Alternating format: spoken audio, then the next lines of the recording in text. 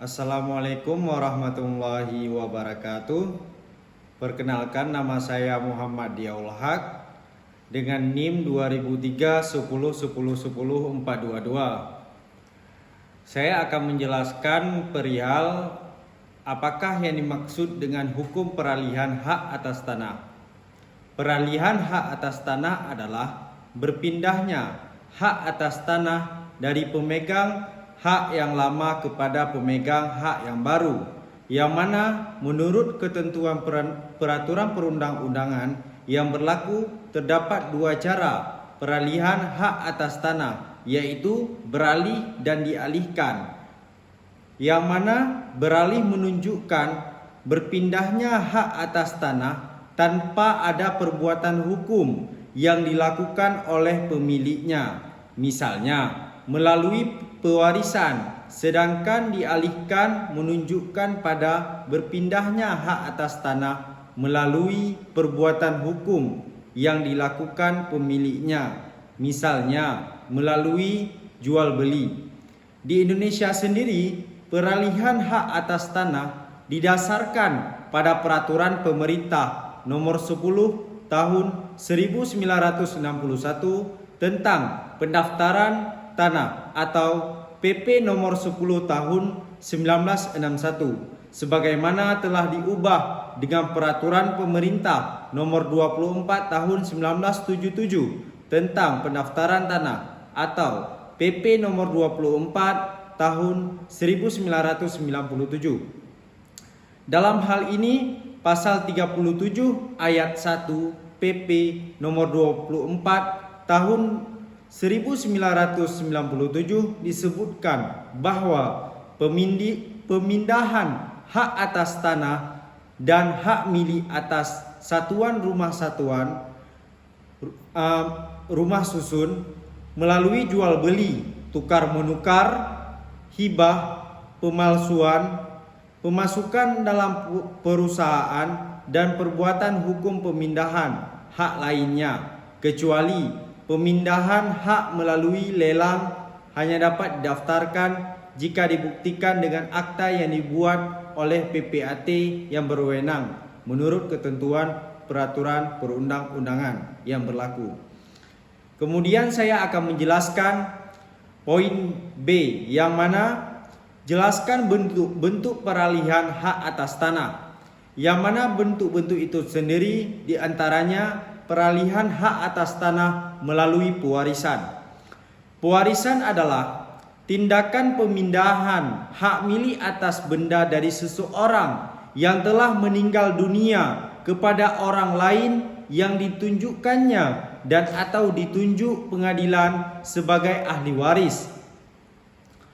Yang kedua, peralihan hak atas tanah melalui hibah. Berdasarkan pasal 1666 KUH Perdata, hibah adalah suatu perjanjian dengan mana si penghibah di waktu hidupnya dengan cuma-cuma dan tidak dapat ditarik kembali, menyerahkan suatu barang guna keperluan si penerima hibah yang menerima penyerahan itu.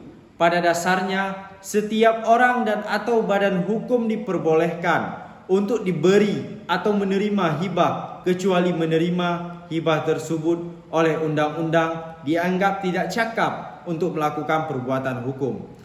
Peralihan hak atas tanah karena hibah tidak serta-merta terjadi pada saat tanah diserahkan oleh pemberi hibah kepada penerima hibah. Berdasarkan pasal 37 PP nomor 24 tahun 1997 dinyatakan bahwa peralihan hak atas tanah harus dibuktikan dengan akta yang dibuat oleh PPAT yang berwenang menurut peraturan perundang-undangan yang berlaku. Dalam pasal 1684 KUH Perdata dinyatakan bahwa penghibah yang diberikan kepada seorang perempuan yang bersuami, barang yang dihibahkan tersebut tidak diterima. Pada pasal 1685 KUH Perdata ditetapkan bahwa penghibahan kepada orang-orang yang belum dewasa yang masih berada di bawah kekuasaan orang tua, barang yang dihibahkan tersebut harus diterima oleh orang tua yang menguasai penerima hibah tersebut sama halnya dengan penghibahan kepada orang-orang di bawah perwalian dan pengampuan. Barang dihibahkan tersebut harus diterima oleh wali atau pengampu dengan diberi kuasa oleh pengadilan negeri. Poin yang ketiga di sini kita akan membahas mengenai peralihan hak atas tanah melalui lelang. Lelang adalah setiap penjualan barang di muka umum dengan cara penawaran harga secara lisan dan atau tertulis melalui usaha pengumpulan. Peminatan atau calon pembeli dasarkan sifatnya lelang dibagi menjadi dua bagian, yang mana di antaranya yang pertama lelang eksektorial, yaitu lelang dalam rangka putusan pengadilan yang berkaitan dengan hak tanggungan, sita pajak, sita yang dilakukan oleh kejaksaan atau penyidik, dan sita yang dilakukan oleh panitia urusan piutang negara.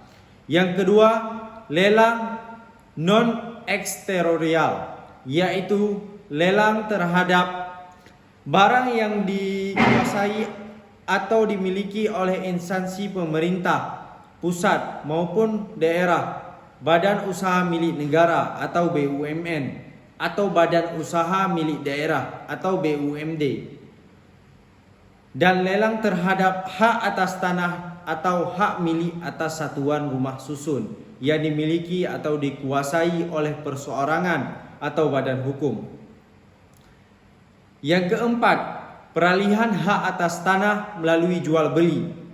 Berdasarkan pasal 37 Peraturan Pemerintah nomor 24 tahun 1997 tentang pendaftaran tanah, akta jual beli merupakan bukti sah selain risalah lelang jika peralihan haknya melalui lelang bahwa hak atas tanah dan bangunan sudah beralih kepada pihak lain. Dalam KUH Perdata pasal 1457, 1458 dan 1459 menyatakan bahwa jual beli tanah adalah suatu perjanjian di mana satu pihak mengikat dirinya untuk menyerahkan tanah dan pihak lainnya untuk membayar harga yang telah ditentukan. Pada saat kedua belah pihak telah mencapai kata sepakat, maka jual beli dianggap telah terjadi walaupun tanah belum diserahkan dan harga belum dibayar. Akan tetapi walaupun jual beli tersebut dianggap telah terjadi, namun hak atas tanah belum beralih kepada pihak pembeli. Kemudian saya akan menjelaskan perihal poin C, yang mana sebutkan objek peralihan hak atas tanah. Dalam peralihan hak atas tanah dapat dilakukan dengan cara pemindahan hak seperti jual beli, tukar menukar, hibah, lelang, pewarisan, peralihan hak karena penggabungan atau peleburan, dan pemindahan hak lainnya. Kemudian saya akan menjelaskan poin yang D. Dalam hal apa sajakah pengalihan hak atas tanah menjadi suatu kewajiban? Kemudian dijelaskan.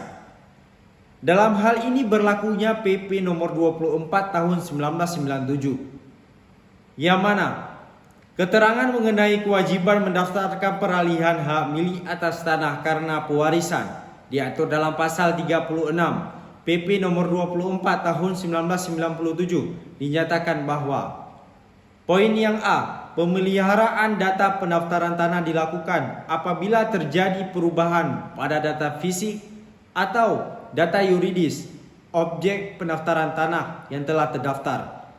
B, pemegang hak yang bersangkutan wajib mendaftarkan perubahan sebagaimana yang dimaksud pada ayat 1 kepada kantor pertanahan. Nomor 2, saya akan menjelaskan apakah yang dimaksud dengan akta otentik dan akta di bawah tangan. Akta otentik adalah suatu akta yang bentuknya ditentukan oleh undang-undang atau dibentuk oleh atau dihadapkan kepada pejabat umum yang berkuasa untuk itu. Pejabat yang tidak berhak untuk membentuk suatu akta otentik tidak hanya notaris, tetapi semua pejabat tertentu yang diberikan wewenang dan tugas untuk melakukan pencatatan akta tersebut. Contohnya adalah pejabat kantor urusan agama atau KUA, atau pejabat dinas pencatatan sipil yang bertugas untuk membentuk akta nikah, serta pejabat pembuat akta tanah atau PPAT yang bertugas untuk membentuk akta jual beli tanah. Hal ini dikarenakan akta otentik itu sendiri dibentuk oleh pejabat tertentu yang memiliki kewenangan, sehingga akta otentik memiliki kekuatan pembuktian yang kuat di pengadilan. Apabila akta tersebut dibentuk oleh pejabat yang tidak berwenang, maka akta itu tidak dapat diberlakukan sebagai akta otentik. Oleh karena itu, jika suatu akta otentik dibentuk oleh pejabat yang tidak berwenang, maka akta tersebut tetap memiliki kekuatan sebagai tulisan di bawah tangan apabila ditandatangani oleh para pihak. Sementara akta di bawah tangan berdasarkan pasal 1874 KUH Perdata adalah akta yang ditandatangani di bawah tangan surat daftar, surat urusan rumah tangga, dan tulisan-tulisan lain yang dibuat tanpa perantara seseorang pejabat umum. Akta di bawah tangan ini biasanya digunakan dalam suatu perjanjian jual beli, sewa menyewa, dan lain-lain yang ditandatangani oleh para pihak tanpa adanya perantara pejabat umum. Oleh karena itu, kekuatan pembuktian dari suatu akta di bawah tangan tidak sesempurna akta otentik. Kemudian saya akan menjelaskan perihal nomor yang ketiga, yang mana persoalannya larangan apa sajakah yang tidak boleh dilakukan terhadap harta benda wakaf. Di sini kita ketahui bahwa pasal 40 Undang-Undang Wakaf mengatur secara khusus perubahan status harta benda wakaf. Ada 7 perbuatan hukum yang dilarang dilakukan. Yang pertama, dijadikan jaminan, kemudian disita, dihibahkan, dijual, diwariskan, ditukar, atau dialihkan dalam bentuk pengalihan lainnya. Kemudian saya akan menjelaskan soal yang keempat, perihal perbuatan hukum apa sajakah yang membutuhkan akta PPAT. Menurut pasal 2 ayat 2 Peraturan KA BPN nomor 1 tahun 2006, akta-akta otentik yang menjadi kewenangan PPAT yaitu akta-akta otentik untuk perbuatan hukum, antara lain adalah jual beli, tukar menukar, hibah, pemasukan ke dalam perusahaan atau imbern, pembagian hak bersama, pemberian hak bangunan atau hak pakai atas tanah hak milik, kemudian pemberian hak tanggungan, dan selanjutnya yang terakhir pemberian kuasa membebankan hak tanggungan. Kemudian saya akan menjelaskan perihal persoalan yang terakhir nomor 5, yang mana dalam persoalan tersebut dalam hal apa saja PPAT wajib menolak membuat akta peralihan hak atas tanah. Dalam hal peralihan tanah yang belum bersertifikat, dalam kewajiban PPAT wajib menolak membuat akta apabila tidak disertai data formil. Hanya ini yang dapat saya sampaikan. Lebih dan kurang saya mohon maaf. Assalamualaikum warahmatullahi wabarakatuh.